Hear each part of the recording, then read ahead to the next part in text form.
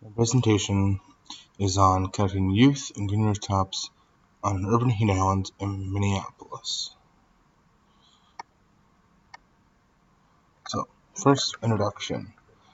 Urban heat islands and nature deficit disorder are both important in the discussion of urban ecosystem because of the negative health consequences of urban heat islands and nature deficit disorder.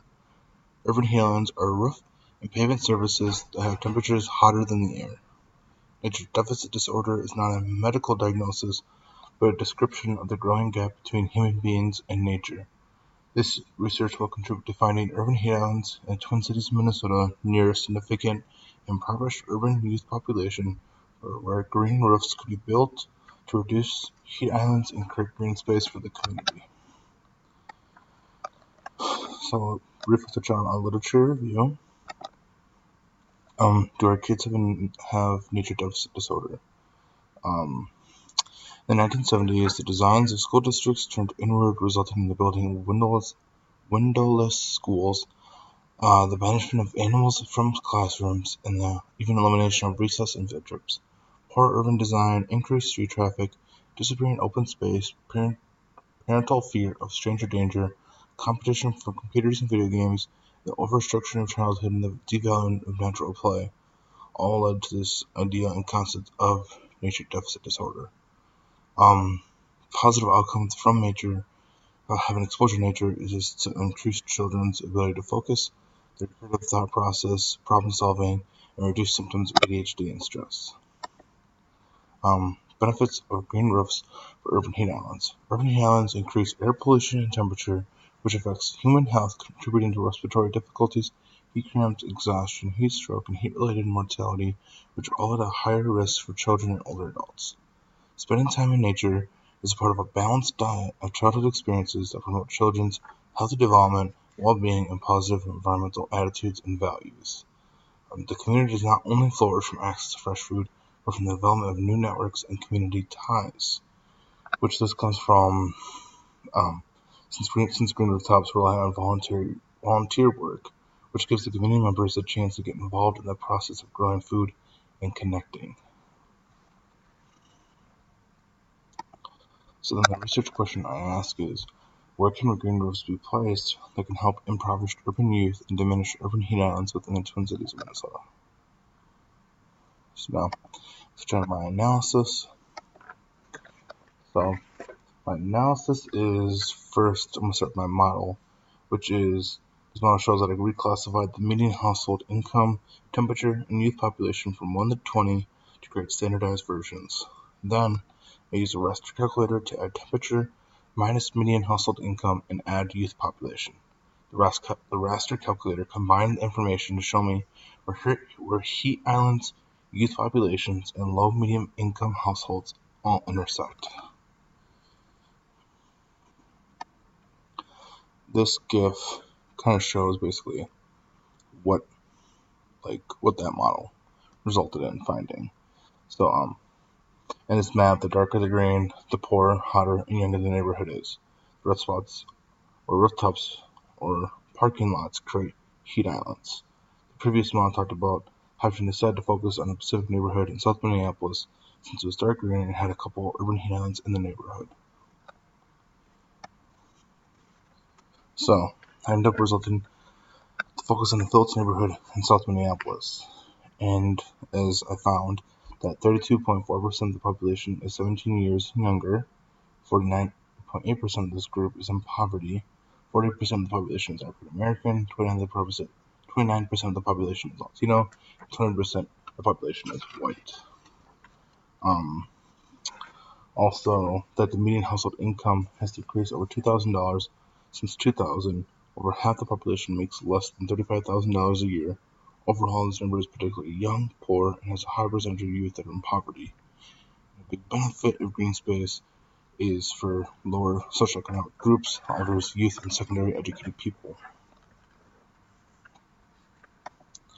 So, this is just a simple satellite image of the Phillips neighborhood in South Minneapolis.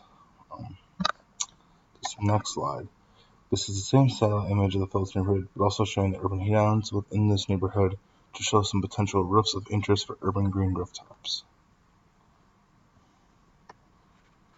This land cover map. This map shows the general map used to first see the general land type and cover the Phelps neighborhood. The model below is a model we use to find what areas would be of interest for urban green rooftops in Phelps neighborhood. Also, let me give credit to the College of Food, Agricultural, and Natural Resources Sciences from the University of Minnesota that did out this land cover. This map shows the green space we selected for our analysis. As you can see at the bottom right, there is a significant amount of green space that did not include this area because it is a cemetery, so I would assume that children would not access this area.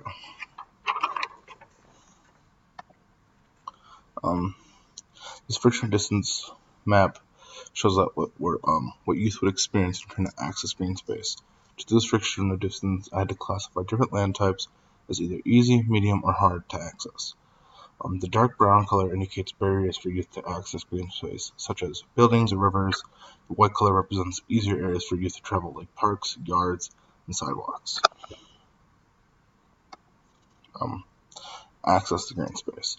So I used the class of distance to show where it's easiest for kids in the neighborhood to travel between the green spaces. The dark green represents the area the youth would travel from the green space, while the red shows areas where the youth would not access green space. Therefore, most of these red areas are big buildings within the general area chosen of the green spaces. So then I used, because since cost of distance the most effective tool that could be used, use a more effective tool called the Build Network and Map Linkage tool, which helps account for which helps include the cost of distance with the same green spaces being accounted for.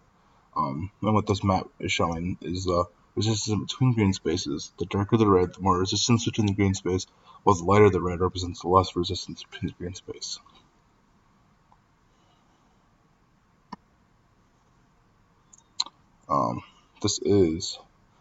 This map shows the active path that would be the least resistance between the green spaces to access. So this is an active path that would be taken by youth that would be the least resistance for them to take to access between different green spaces that I chose in the study.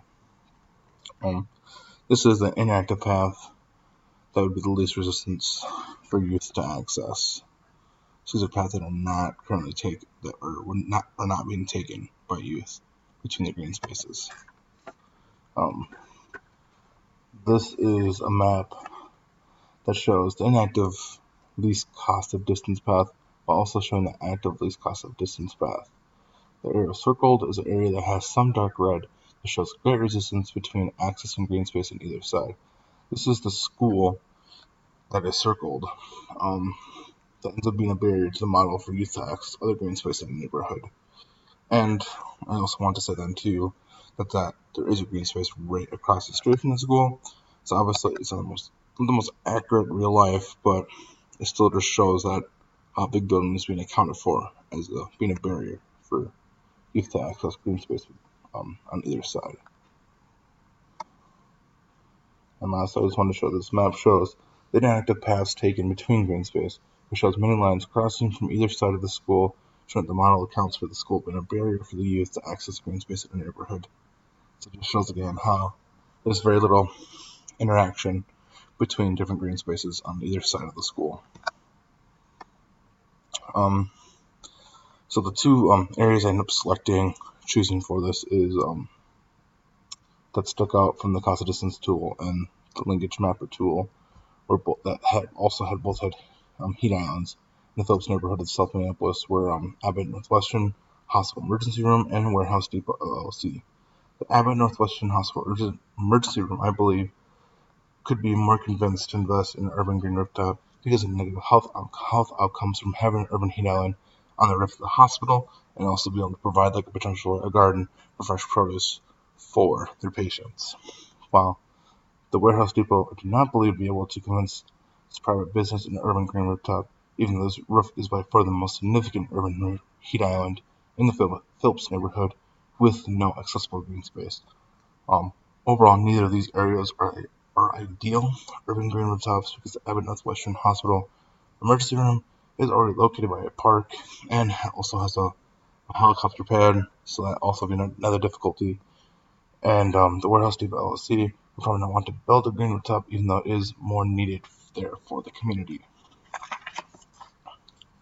And I just wanted to include this little detail here about the Target Center. So the Target Center is located in Minneapolis, Minnesota, and it is home to the Timberwolves, Lynx, and it's held for concerts and other events.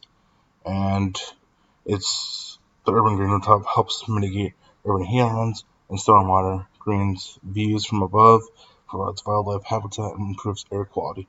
Something that could not have been done at such a scale in a dense area like downtown. So it just helps the idea of how realistic it could be to have urban green rooftops in Minnesota. So some of the findings we have, so there are multiple areas in the city that have urban heat islands, but when specifically focusing on impoverished youth, Phillips neighborhoods took out. Parts of the Phillips neighborhood has green space, but the east side was lacking accessibility to green space.